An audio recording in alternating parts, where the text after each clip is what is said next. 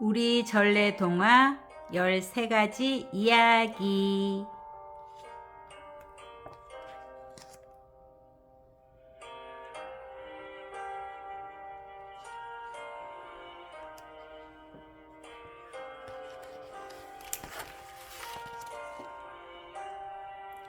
멸치의 꿈. 옛날 옛적에 700살이 넘은 멸치가 이상한 꿈을 꾸었어요. 하늘 위로 휙 올라갔다가 땅으로 뚝 떨어지고 하얀 눈이 펑펑 내리더니 땀이 뻘뻘 나게 덥다가도 으슬으슬 추워지는 꿈이었지요. 멸치는 꿈이 무엇을 뜻하는 것인지 너무나 궁금했어요. 그래서 가자미에게 꿈 해몽을 잘하기로 소문난 망둥이 할멈을 모셔오도록 했지요. 얼마 후 가자미가 망둥이 할멈을 찾아 돌아오자 멸치는 꿈 이야기를 했어요. 그건 멸치 자네가 용이 되어서 하늘로 승천하는 꿈이라네. 그 말을 들은 멸치는 기분이 좋아져서 모든 바닷속 이웃들을 불러 모아 소리쳤어요. 이제부터 이 멸치님을 용님으로 모셔라. 그러자 가자미가 콧방귀를 뀌며 말했어요. 치! 멸치가 용이 된다고? 웃기는 일이군. 그 꿈은 낚싯줄에 걸려 휙 올라갔다가 땅으로 뚝 떨어지는 꿈이야. 그리고 하얀 눈이 펑펑 내린 것은 소금이고, 덥고 추운 건 불이 닿는 쪽은 덥고 닿지 않는 쪽은 춥다는 뜻이지. 그 말을 듣고 화가 난 멸치는 가자미의 뺨을 찰싹 때렸어요. 어찌나 세게 때렸던지 가자미 눈이 한쪽으로 쏠리고 말았지요. 그걸 보고 웃던 새우는 지금처럼 허리가 꼬부라지고 말았답니다.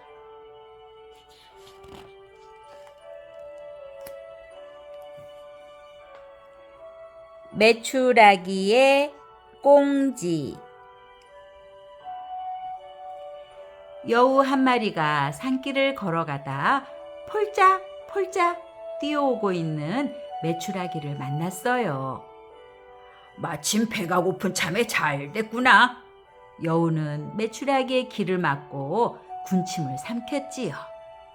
여우님, 저를 살려주시면 배불리 먹을 수 있는 방법을 알려드릴게요. 메추라기의 말을 들은 여우는 곰곰이 생각했어요. 그래? 그럼 네 말을 믿고 살려주지. 여우는 신이 나서 메추라기를 뒤따라갔어요. 때마침 지나가던 생선 장수를 보고 메추라기가 말했어요.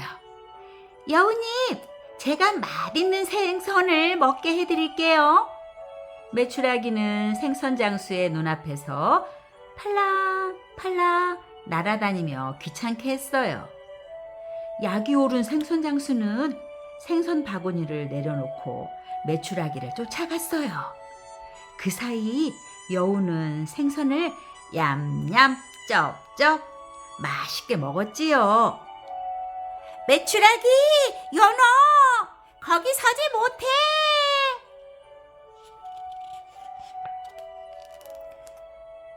여우님, 이번에는 재미있는 걸 보여드릴게요.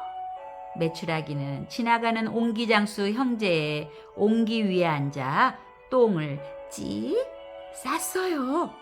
그러자 뒤따라오던 동생이 그 모습을 보고 몽둥이로 메추라기를 냅다 후려쳤지요.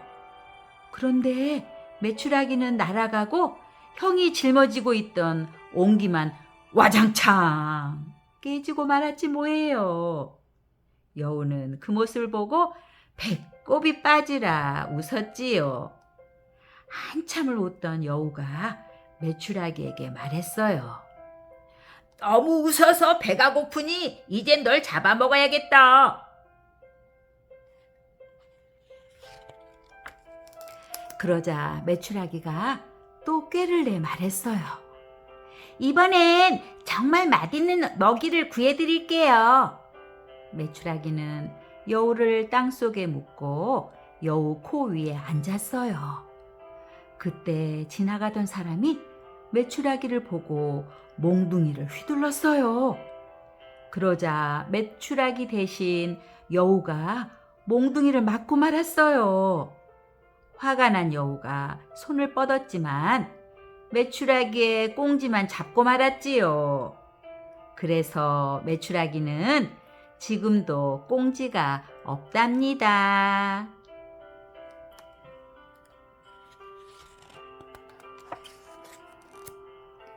백여우와 바보 아들.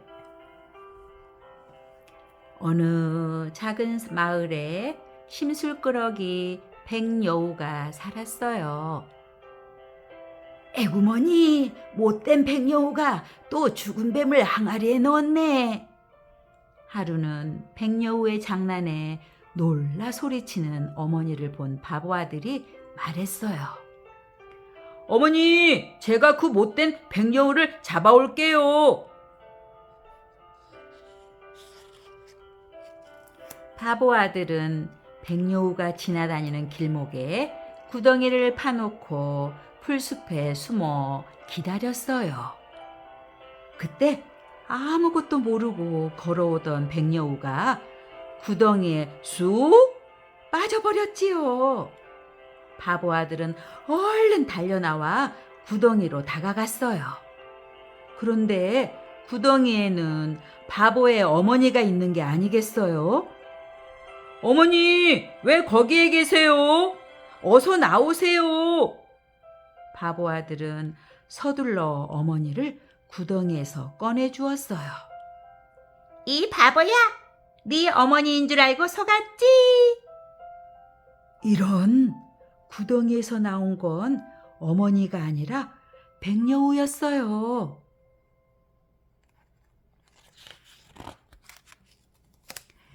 며칠 뒤에 바보 아들은 다시 구덩이로 가보았어요. 그런데 이번에도 어머니가 빠져 있는 게 아니겠어요? 아이고, 얘야, 어서 나 좀 꺼내다오. 이 못된 백여우야, 내가 또 속을 줄 아느냐? 바보 아들은 백여우가 또 자신을 놀리는 줄 알고 몽둥이를 막 휘둘렀죠. 그 모습을 본 백여우는 깔깔거리며 배를 잡고 웃었어요.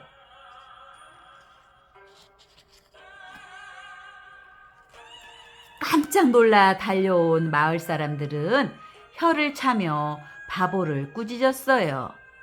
이 세상에 둘도 없는 바보야. 이젠 네 어머니도 알아보지 못하느냐? 바보 아들은 그제야 자신의 신중하지 못한 행동을 반성하고 어머니에게 용서를 빌었답니다.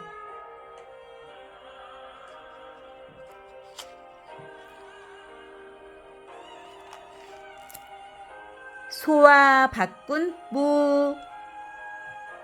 옛날에 마음씨 착한 부부가 살고 있었어요. 어느 날 부부는 밭에서 커다란 물을 뽑았어요. 여보, 이 물을 사또에게 바칩시다. 부부는 커다란 물을 들고 사또를 찾아갔어요.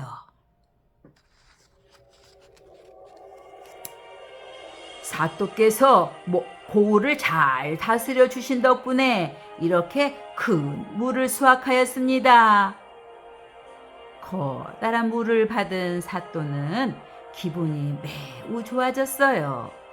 여봐라, 이 부부에게 곳간에 있는 것 중 가장 좋은 것을 상으로 주거라.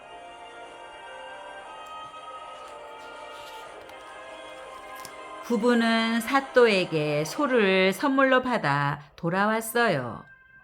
그런데 이웃에 사는 욕심쟁이 농부가 이 소식을 듣고 찾아왔어요. 자네 어디서 이런 소를 얻었나? 밭에서 자란 커다란 물을 사또에게 드리고 받았다네. 욕심쟁이 농부는 착한 농부의 말을 듣고 생각했어요. 옳지. 송아지를 바치면 큰 황금 덩어리를 상으로 주겠구나.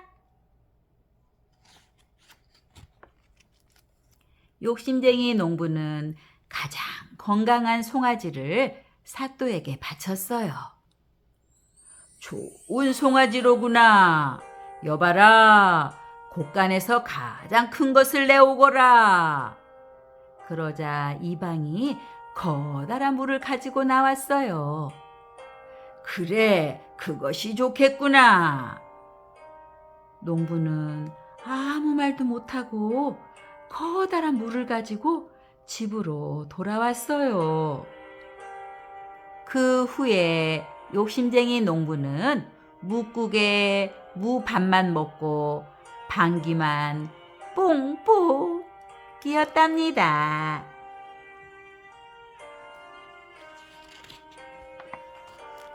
원숭이의 재판. 어느 날 여우와 개가 고기 한 덩어리를 놓고 싸우고 있었어요. 내가 먼저 봤으니까 내 거라니까. 아니야, 내가 먼저 잡았으니까 내 거야. 그때 옆에서 둘을 지켜보고 있던 원숭이가 문제를 해결해 주겠다고 나섰어요.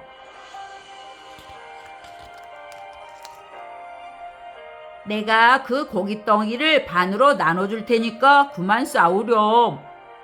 원숭이는 그렇게 말하고는 고깃덩이를 반으로 나눠주었어요.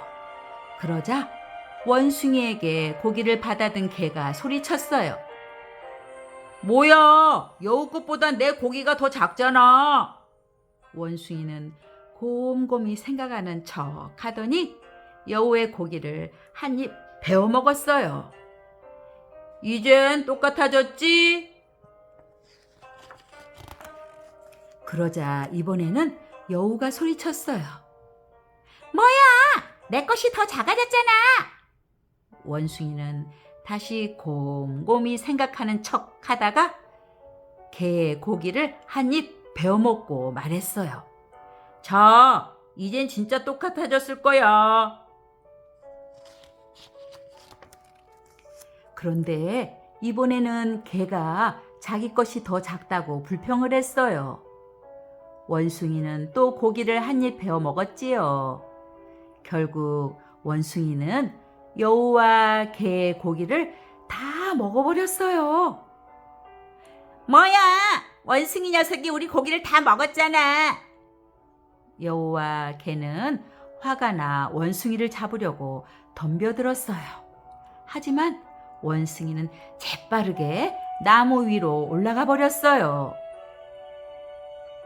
그러게, 처음부터 사이좋게 나눠 먹지 그랬니? 원숭이는 여우와 개를 놀리고는 유유히 사라져 버렸답니다.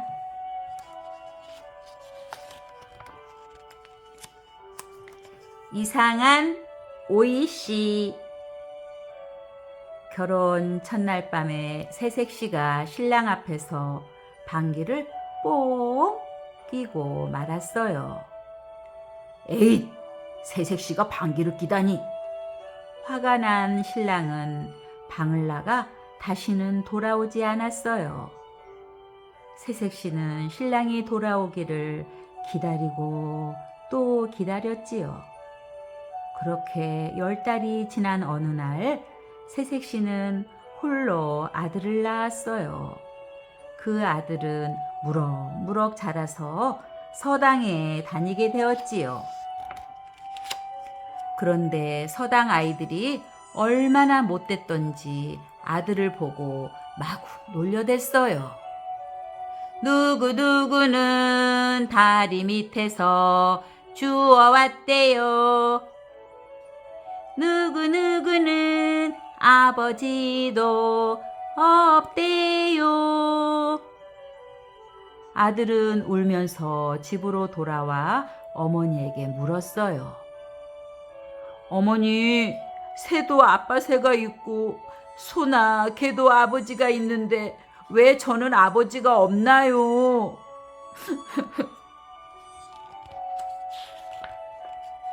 어머니는 할 수 없이 아들에게 아버지 이야기를 들려주었어요. 사실 네 아버지는 첫날 밤 내가 방귀를 뀌는 바람에 집을 나가 돌아오지 않고 계신 거란다. 그럼 아버지는 지금 어디 계세요? 이웃 고을 원님이 네 아버지란다. 그 말을 들은 아들은 다음 날부터 서당에 갈 생각도 않고 미루나무를 베어 오이시처럼 깎기 시작했어요. 그리고 그것을 가지고 이웃 마을 원님을 찾아갔어요. 원님, 이 오이시는 아침에 심어서 저녁 때 다 따먹을 수 있는 신기한 오이시랍니다. 대신에 이 오이시는 특별해서 방귀를 뀌지 않는 사람이 심어야 합니다. 예끼 고한 놈! 이 세상에 방귀를 뀌지 않는 사람이 어디 있느냐? 그럼 원님은 왜 새색시가 첫날 밤에 방귀를 뀌었다고 버리셨나요? 원님은 그 말을 듣고 자신의 잘못을 크게 뉘우쳤어요. 그 후 아들은 원님 아버지와 어머니를 모시고 오래오래 행복하게 살았답니다.